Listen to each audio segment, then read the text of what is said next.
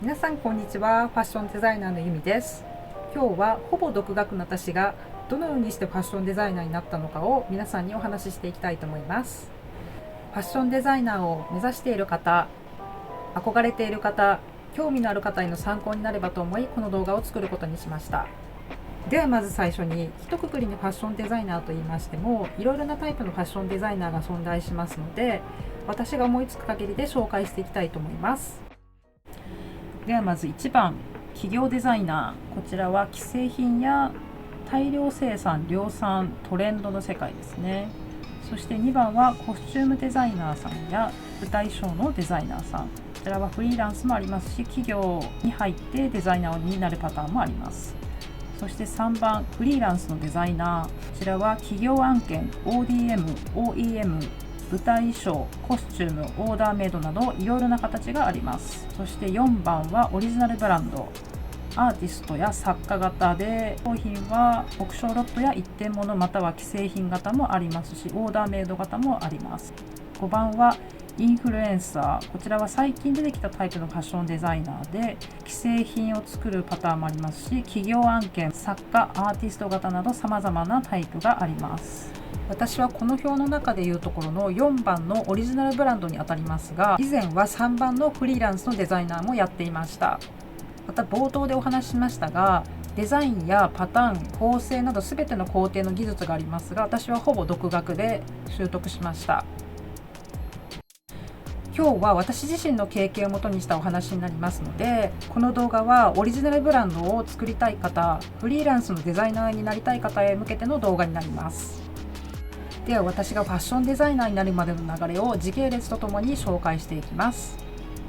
まず幼少期はとてもコミュ障で本当に喋れない子供だったんですけども、その後絵を描いたり工作するというのがとても得意になりまして、それが作ることイコール人とのコミュニケーションを取ることというのに変わっていきました。そして小学校高学年の時にファッションに興味を持ち始めます。それで、中学2年生の時に姉が買ってきたファッション雑誌がきっかけで完全にファッションに目覚めまして、夏休みの1研究1作品で洋服を作りました。そして中学2年生以降は独学での服作りが始まりました。この時点で作るものが次第に絵や工作から洋服に転換していきました。そして高1から高3はファッションに一番熱中していまして、ファッションが好きすぎて服作りとショッピングに両方夢中になってました。そして17歳から19歳の間が、当時通っていたセレクトショップさんで洋服を委託販売すること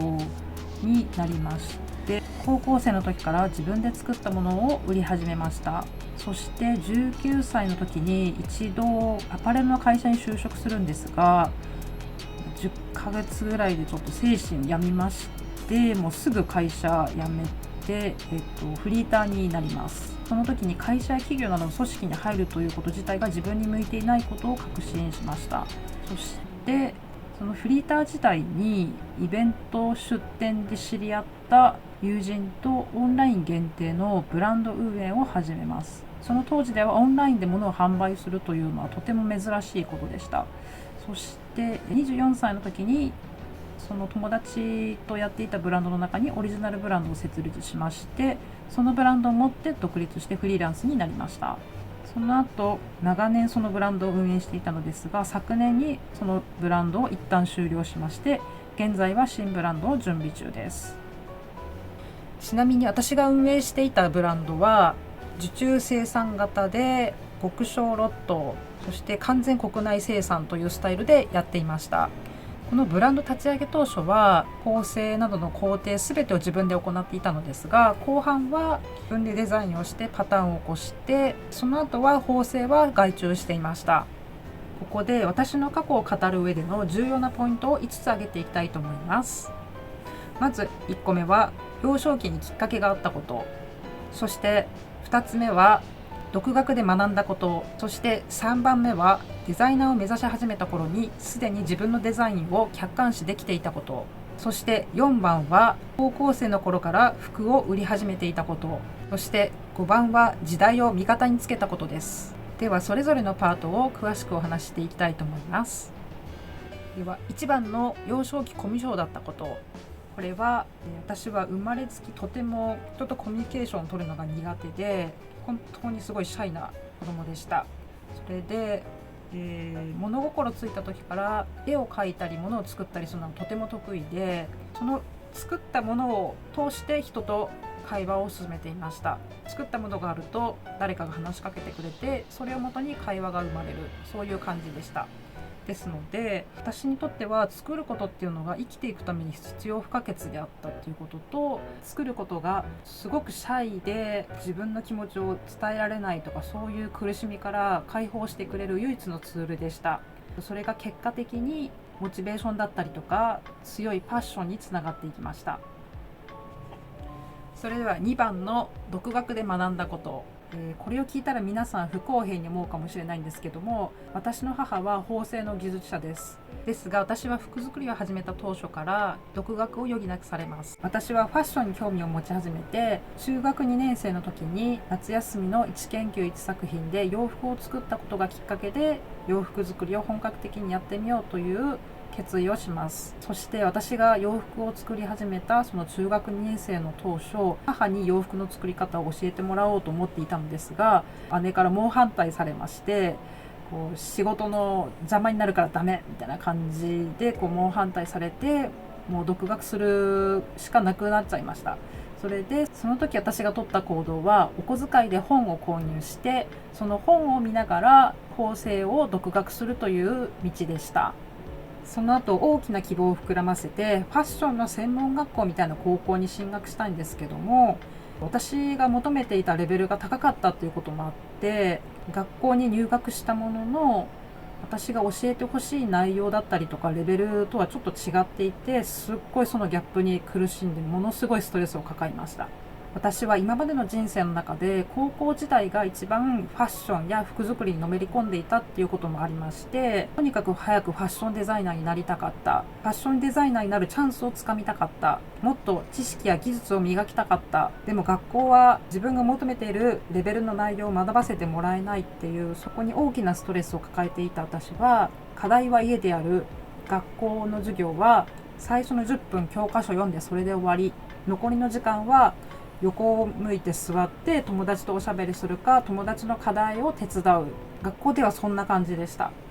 そんなわけで高校に入ってからも独学の道が敷かれていまして、引き続き私は本を購入して本を読みながら縫製やパターンの技術を習得していきます。当時使っていた本はさすがにちょっと捨ててしまったんですけども、こういう感じのこんなものだったりとか、あとは最近ですとこんなものも出たりしてます。そうですね、これも今買えると思います。それで私は先ほどもお話ししました通り、高校時代が一番服作りとファッションに熱中してましたので、自分の自由に使える時間は全て服作りとアルバイトに費やしました。学校から帰ってきてからアルバイトか服作り、休みの日もアルバイトか服作り、そして高校卒業後はその当時憧れていたファッションデザイナーさんが在籍していた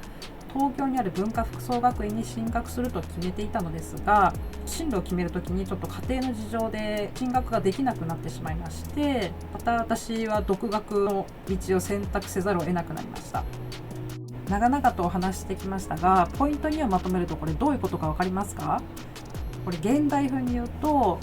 要するに YouTube を見ながらひたすら作る、それの繰り返しをする、そんな感じです。私が学生時代やってきたことは、もうとにかく何かを見て作る、デザインになったらもうそれをとにかく形にしてみる、それの繰り返しでどんどんデザインや技術が全て磨かれていったイメージです。大事なことっていうのは、自分のデザインがもしあるんだったらとにかく形にすることです。たとえミシンがなくても手縫いすればいいし、最悪ガムテープとかそういうもので組み立てたっていいので、とにかく立体にすること。私の場合はデザインが明確にありましたので、とにかく形にしたかったし、もうデザインにしたものは形にしていきたいし、人にもあげたいしみたいな、そんな感じだったので、ひたすら形にしていく、それを繰り返してました。あと本を使うにしても私の学生時代よりは今の方が本たくさんあると思うので、そういうのを参考にするのもとてもいいと思います。それでこのポイント2でお話ししてきたように、私の人生って結構挫折の繰り返しだったんですけども、結局その1番で話したパッションとかモチベーションがあったので、心折れてもそこからまた起き上がってみたいなのを繰り返してやってきました。ポイント2の独学で学んだというパートをまとめますと、挫折を繰り返し独学をせざるを得ない環境を繰り返したんですけども、パッションがあったから粘り強く続けられたということがあります。そして独学のいい面として、専門的な知識がない分、自分の直感やセンス、感覚が磨かれたという点があります。それはイコールなんですけども、他の人にはない感性が養われたと言えます。ではポイント3のデザイナーを目指し始めた頃から自分のデザインが客観視できていた。これは高校生の時に先生から言われたことがヒントになりました。私には2歳年の離れた姉がいるのですが、姉も同じ高校に通っていまして、とても優等生でした。例えばで言うと、コンテストにデザイナーなどを応募した場合、ほぼ必ずグランプリ、そんな感じです。なので学校では常に姉と私は比較されてましたので、劣等感の塊だった学生時代でした。そんな中、高校時代にデザイン画という科目がありまして、その担当の先生は全生徒のデザイン画を見ているんですけども、ある時2人で先生と会話をしている時にこんなことを言われます。君のお姉さんの絵は10人の人が見たら8人から9人がこれいいねっていうデザインだけど、君のデザインは10人の人が見たら1人か2人ぐらいが熱狂するデザインだよ、だからそれを生かしていったらいいんじゃないかなって言ってくださいました。言われた瞬間はこれがどういう意味なのかっていうのは全然わからなかったんですけども、時間が経つにつれてそれがどういう意味なのかっていうのがだんだん分かってきました。これって要するに、私のデザインは万人受けするものではないんですけども、いわゆるマス向きではないデザインなんですけども、ほんの一部の人が熱狂するってことなんです。これってとってもすごいことなんです。実際この後の私の人生の中でこれを体感するような出来事がたくさん起きました。私の服を見てくださった一部の方は本当に熱狂しますし、場合によっては踊り出しちゃったりする人もいます。これを若年層で知れた私はラッキーだなって思ったんですけども、でもこれはあなたが何か行動していれば、または何かを作っていれば、周りが何かしらヒントをくれるっていうことなんです。私はこの言葉をたびたび思い出して、心折れそうなタイミングでもその度に勇気づけられてきましたし、またこれは自分のデザインが客観視できているっていうことはビジネス戦略にも使えるということです。ではポイント3をまとめていきます。デザイナーを目指し始めた頃、すでに自分のデザインが客観視できていた。他人から言われた言葉から自分のデザインの個性や強みを知った。その結果、心折れそうになった時、自分の才能や可能性を信じることができた。またどんな風に見せていけばいいのかが分かっていた。これはどんなデザイナーになりたいのか、どういう風に売っていきたいのか、こういった場面でも言えることだと思います。ではポイント4の高校生の頃から服を売り始めたについて話していきます。先ほども話したように、私の高校時代はとにかくファッションと服を作ることに夢中で、買い物することと作ること両方に熱中していました。独学で洋服作りを学ぶ中、当時頻繁に通っていたセレクトショップの方に声をかけられて、洋服を委託販売することが決まります。当時は2軒の店と取引していて、洋服を中心にして針金で作ったアクセサリーや小物などをお店に置かせていただいていました。それ以外にも当時のクラスメートや中学校の時の友達などから作ってほしいと言われて、小物やバッグなどを作っていました。ポイント4をまとめますと、とにかく行動に移すこと、粘り強く続けること、諦めないこと、これらがとても大事ということです。好きで続けていたら必ず何かが起こるし、あなたを見ている人は必ずいるということです。ではポイント5の時代を味方につけたをお話ししていきます。これからお話しするのは私が10代や20代の頃のお話ですが、皆さんが生きているこの21世紀でも通じる内容です。私が10代だった1990年代は個性がもてはやされるという時代の流れがありましたし、まだまだ新しいものが生まれるという時代が膨らむ時代でした。誰もやっていないこと、見たことのないもの、そそれらにみんなは食いついて、受け取り手側が常に喉が渇いていて、それを求めているように見えました。またそれらにみんながお金を払ってくれるという流れができていたように思います。ですのでファッション業界でも見たこともないようなものを作って発信していれば、無名であっても必ず誰かが見つけてくれて、たくさんの人が評価をしてくれるという結果がありました。私が自分で作ったものを売り始めた頃、その時代の波に乗っただけです。私の洋服は有名ブランドの横に並んでいましたが、たとえ無名の私のブランドであっても買ってくださる方はいたんです。皆さんが今生きているこの時代は SNS やインターネットがあり、アカウントがあれば今すぐあなたが作ったものを世界に発信できる時代です。写真さえあれば数時間でオンラインショップも作れちゃいます。最初は誰にも知られていなくても、しばらく続ければ必ず形になります。どんなに人にバカにされても、たとえ 0.1% の人にしか好まれなくても、世界に発信したらその 0.1% は700万人以上ということになります。ポイント1から5まで私の体験を中心にしてお話を進めてきましたが、いかがでしたでしょうか。ポイント1から5をさらにまとめるとこのようになります。ポイント1、きっかけ。ファッションに興味を持ったきっかけを忘れないことです。結果的にそれがモチベーションやパッションになり、心折れそうな時に必ず支えになってくれます。ポイント2、どうやって学ぶのか。これはこちらの動画を参考にしていただいてもいいですし、自分にはどのスタイルが合っているのかを吟味するということが大事です。私の場合は結果的に独学がとても合っていましたが、これは人によって違いますので、体験してみたりして自分で決めていきましょう。で、ポイント3、自分のデザインを客観視すること。これは他人からかけられた言葉を大切にすると、自分のデザインがどんなものなのかが見えてきます。そしてそれはビジネス戦略などの参考にもできるので、客観視できているととてもいいと思います。ポイント4、どうやって自分のデザインを表現するのか。